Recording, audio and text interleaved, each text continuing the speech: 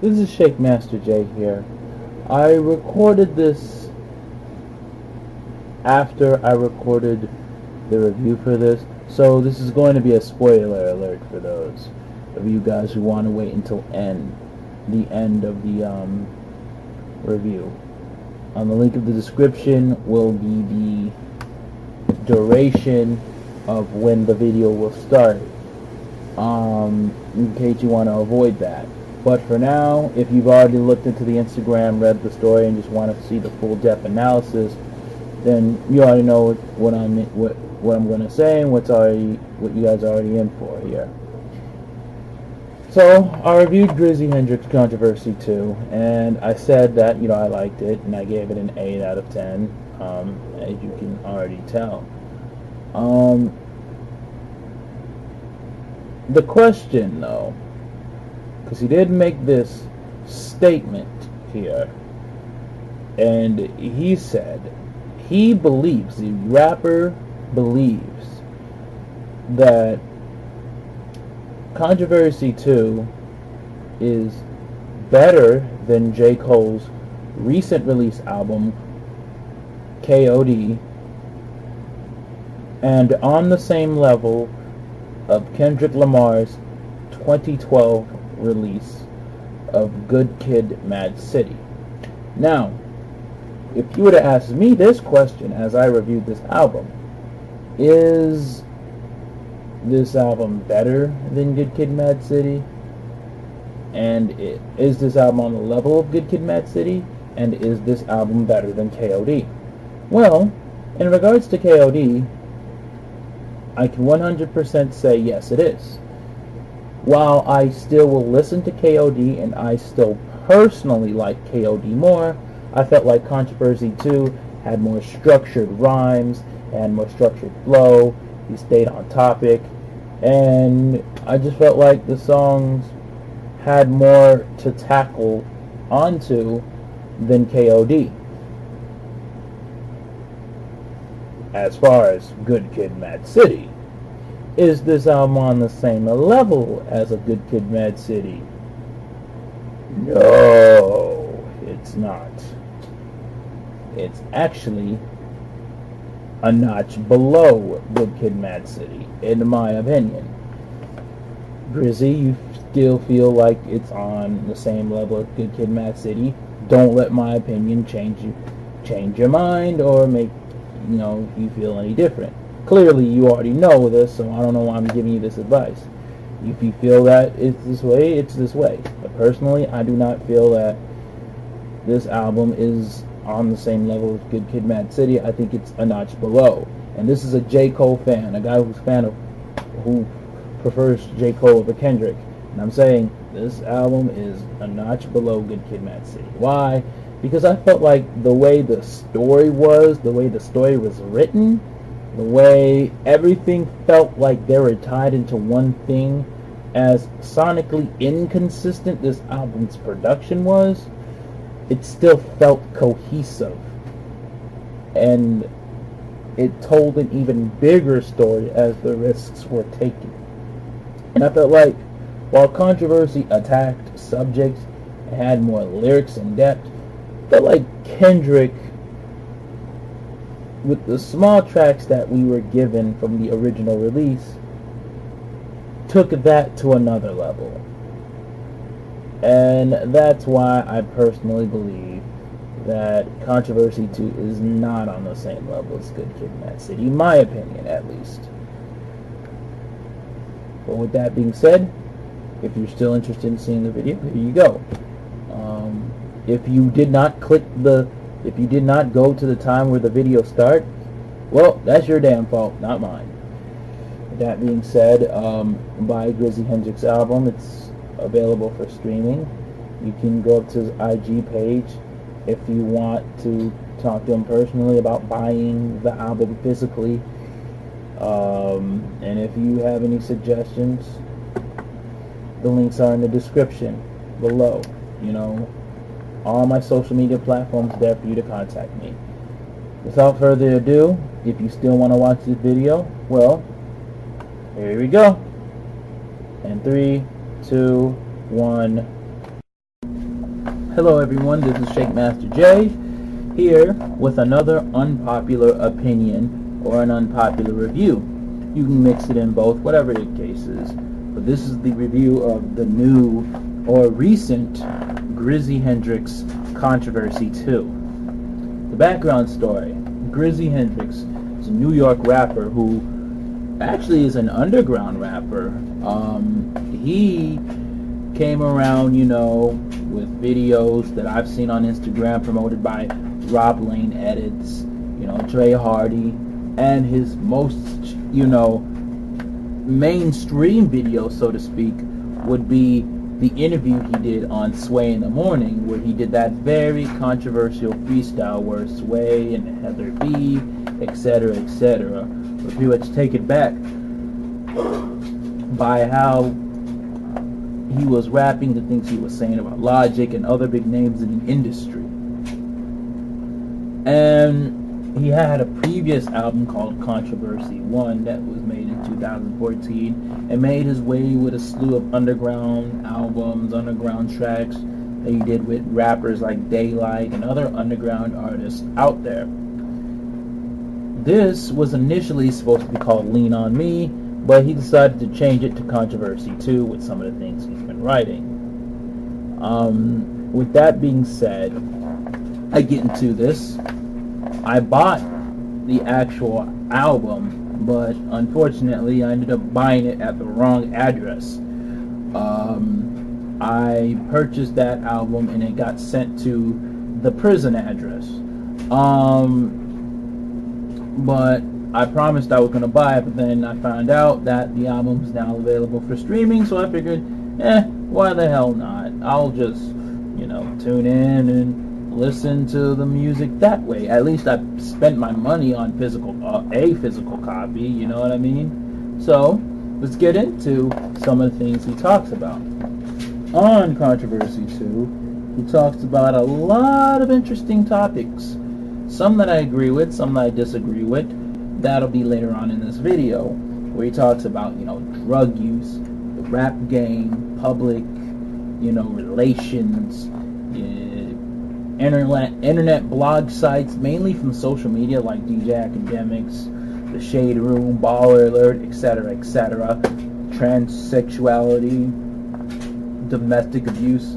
The list goes on for each track, a majority of these tracks, actually. And he seems to tackle them pretty well.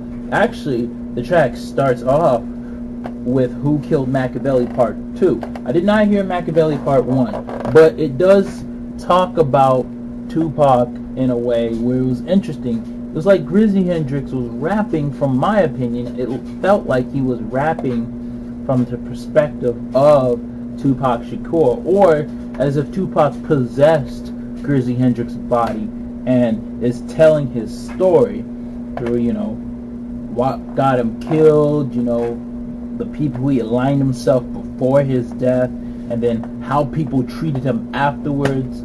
It almost was like Grizzy was possessed by him. And that gets me to, the topics themselves and how I feel. For the most part, I don't necessarily agree with some of these, but I do have to provide my unpopular opinion on some of the topics I do disagree. And the first step is DJ Academics. Now, I've always had this argument with him on Instagram, out of respect, because I always keep it respectful. He keeps it respectful for me. There's no, actual insults. So that's one thing I always give respect to him, is he's able to give his opinion, and I'm able to disrespect it. Or if I really don't disagree, I just won't watch it, because I feel like it's not worth hearing him, say something that probably might anger me, knowing that it's his simple opinion. But if I can constructively disagree, then I do. With that being said, the DJ Academics material is huge disagreement, because in my opinion, I feel like he's just one person you're attacking, and while you are kind of going at other social media platforms, I feel like you're ignoring the people like College Kid, Dom's of Life, Ciroc Gang, Shade Room, Baller Alert. It's like Academics is the only one you're attacking. And while I do understand that DJ Academics is a young guy who could possibly be impressionable, I believe you're just you're just fighting a losing battle with this. And this is how I feel with some of the topics that I disagree with. It's like, what happens when they kill DJ Academics? There'll probably be someone in his place, more than likely, and it's just gonna keep going. You know, when it comes to ghostwriting on tracks like The Ghost of Aubrey, I just felt like, you know, once again, I don't see ghostwriting as a major issue. If these people are getting paid, if these people aren't able to project their music like most people will, then in my opinion, I don't think it's ever been a problem. Like I said, Austin and Alley is a show about ghostwriting because the writer of the song, Alley, is suffering from stage fright that she gets Austin to perform her song. I mean, eventually I think she sings, but who cares? It's not rap at that moment. But also, the one I do disagree with was on Kill Bill, where he talked about, you know, how OGs don't speak up in fear of being called old heads. Grizzy, once again, I have to disagree with this because, one, there are OGs speaking out, and two, of course that's going to happen. You're disrespecting the generation, and we could talk about how they don't respect the older generation, but in my opinion, I've always said, how can they respect the older generation when the older generation doesn't respect the newer generation? And there's always been a generational gap that we've been suffering through in hip-hop. Always been, always will be. And the best way is, for T.I. to just come on and try to get with the new times and see what's going on. And for you to have your, go at 50 for calling 444 boring, I'm sorry, Grizzy, that's a personal opinion. You can't get mad at 50 for thinking that 444 is boring. I mean, I'm pretty sure 50 is doing similar things to Jay-Z. Similar things Jay-Z is doing to make sure he gets his money the right way. It just, 50 Cent just felt like it was golfer music. And, no, I don't want to hear Jay-Z talking about toting pistols. But 50 Cent is entitled to believe that this is a boring album. I'm sorry. But, that's just few of many disagreements I have. And for Lean On Me, the track when you went at some of the rappers that talk about drugs, to be honest with you, it will do me no justice to really speak on this. So instead, I'm going to let Anthony Fantano speak on it the way he spoke to J.Cole on his album. On this track that you would need 20 CDs to essentially get to the core of everything rotting America from the inside out. So he takes all this stuff, he rounds all of it up, only to put a cherry on top and tell the audience, meditate, don't medicate. And I don't know, maybe that message turns heads at a local DARE program or a food co-op. But a lot of this stuff is systematic and meant to ruin people's lives and create a class of citizen that is caught in this cycle of drugs, crime, poverty, drugs, crime, poverty, drugs, crime, poverty, with our current drug war and how we treat addiction in this country. The song Window... So couldn't sum it up better myself, really, when talking about Lean On Me. I feel like Fantano actually says it best. You're fighting a losing battle with this one. But my opinions and my thoughts on this album are completely separate, because while I do disagree with some of these topics, I was still pretty much entertained by the album in its own. I felt like Grizzy really took his time, 4 years of a lot of rhyme writing, a lot of production, a lot of topics that he was trying to hit, just to make it actually meet expectation. ASAP Rocky, take notes. You know, it's actually really, really good. From the production, which was primarily handled by Young Swisher, comes from sarcastic to moody, childlike, very, very dark, menacing, melodic, you name it. Like on Hollywood, where one beat was more like light and fast paced, and then the beat change with Cat Williams on both one side and the other side of the beat change, talking about drugs and Hollywood and how people, you know, are, you know, the second beat, the song is a lot slower, you know. Kill Bill's more aggressive, just like Grizzy Hendrix is aggressive. You know, I could tell you that domestic abuse is slow and depressing, and then you add in that little kid crying on the phone call from his parents, you know, getting into it. It was very disturbing, just like the beat. And we can go far and far and far, but Young Swisher did a good job on the production. Grizzy Hendrix himself is actually does well too. He does very well when it comes to the lyrics. You know, he's got some nice quotable bars, you know, that I can't really quote right now, but the way he flows and he mixes a rhyme, puts it together and flows it back into another word. It's like he bounces a rhyme off and he does it damn near flawlessly. He flows well on the beat.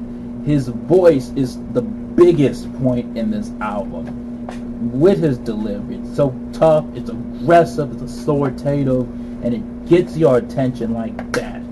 You know, he wants to make sure that you're hearing him and you're hearing everything he has to say. And he does it. He got some clever lines. The one line he said on Ghost of Aubrey, where they say they give you cash and backstage passes to watch you perform their magic, which was that was my favorite line that actually stuck out in the album. And you know, like I said, his cohesiveness, his flow, his word pattern, just almost flawless. Those are like the best things in this album.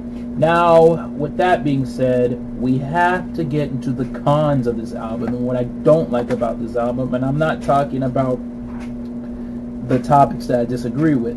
That's an exclusion. What I don't like about this album, just getting right to it, the auto-tune.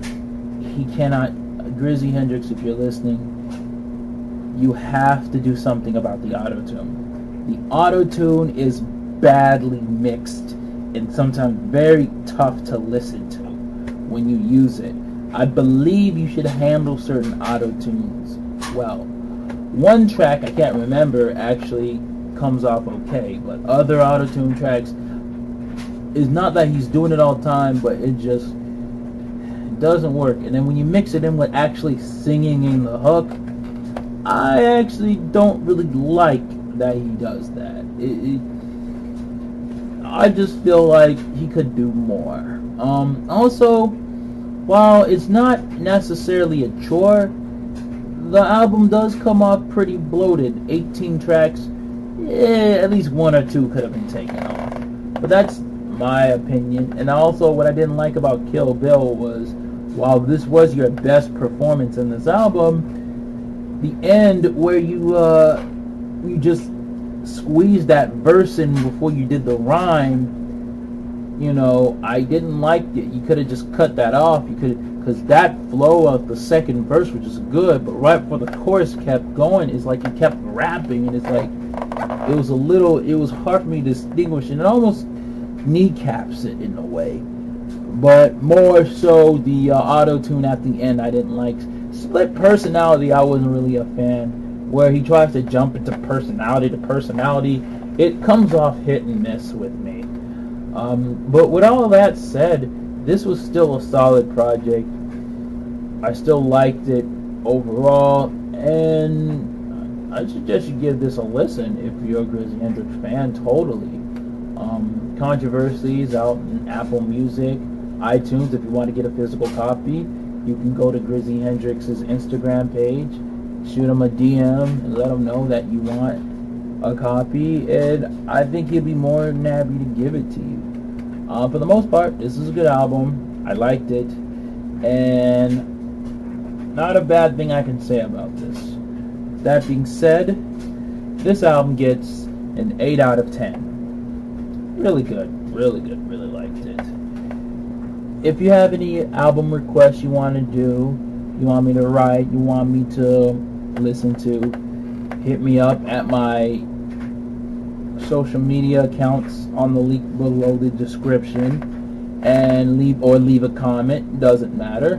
And feel free to subscribe as well.